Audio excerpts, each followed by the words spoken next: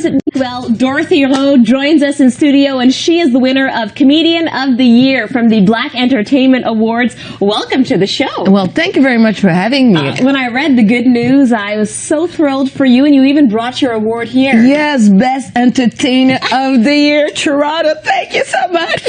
Tell me, what does that mean to you, and what does it mean to you to win this, having been the first Black female comedian in Quebec? Well, it's a great recognition for me because, I was so surprised to be, first of all, nominated by the Black Canadian Award in Toronto. So I was like, oh my God. So people know a little bit more about me.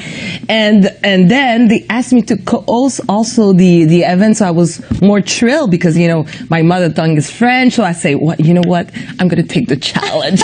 But let's talk about the fact that, this was not being a comedian was not part of your plan. Nope. How did you get into this? You know what? I fell in love with comedy. People was always saying that, Dorothy, you should go on stage, make some joke. And I said, you know what? I'm too old for that. I mean, with my culture, in the Asian culture, women have to be themselves, with more sophisticated and blah, blah, blah. So I said, you know what? I will never go on stage. But one of my good friends, and she told me that, you know what? You should go. And at 37, I decided, took a class writing, how to write jokes, how to write a stand-up. Right. And on April 6, 2010, that was the first time I went on stage, did my my number, and that was the moment. That was like, I received a message from God saying, you know what? But you were doing a 9-to-5 job before. What were you doing? I was HR. I was working in human resource advisor for a multinational company in the pharmaceutical company. So it was like I did a 360 degree. But what made you decide to leave that job and go to? You know what? It was there was a layoff. Okay. And that was the perfect time for me. It was in 2011, and I was telling to myself that in 2012 I wanted to do my first one-woman show, but didn't know how to quit the job. So when they had the layoff, I was so happy. Everybody was crying for me, and I was the only one who was happy.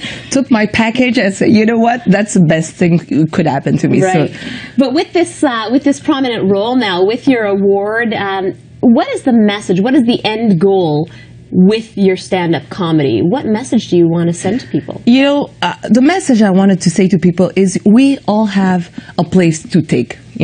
My place was, in comedy, and I want to take more place in Quebec in general, because I say, there's a lack of diversity we could see in the show business and television. We still have a lot of work to do.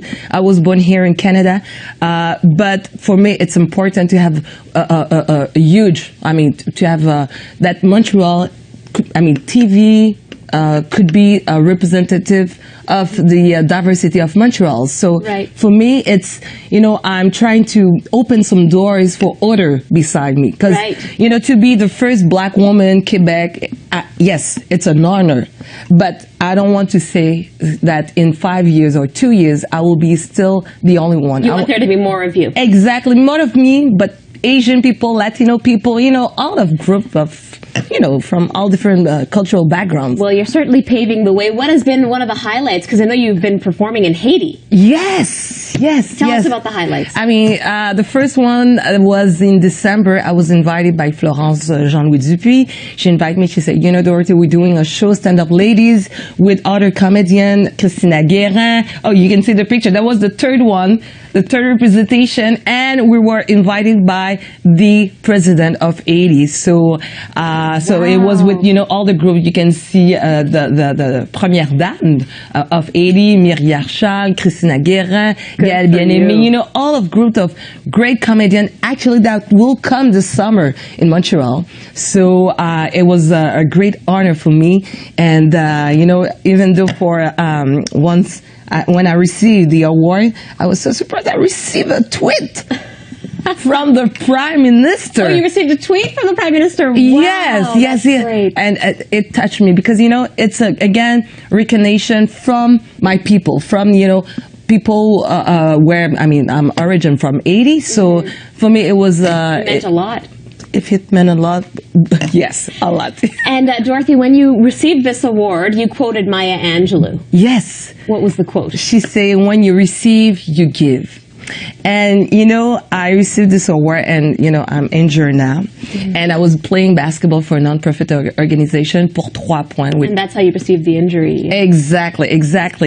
And I met a young boy and he wanted to drop out high school.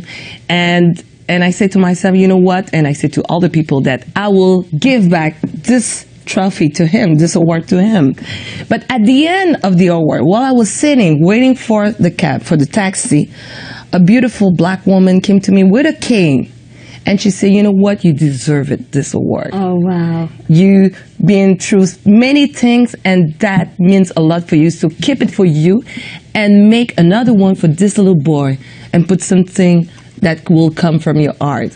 Wow. So that was a message for me. And I said, okay, I will do that. So I'm supposed to meet the young boy this week. That's so beautiful. Yeah. And congratulations to you. Your stuff is hilarious. Of course, you can go to Dorothy Rhau's website, yes. Which is DorothyRhau.com, or you could follow me on Twitter, on Facebook. You know, I would suggest for, you know, English speakers to go on Twitter because I tweet more in English than on Facebook and on my page, on my website. Very nice talking to you. It was a pleasure. Thank you again.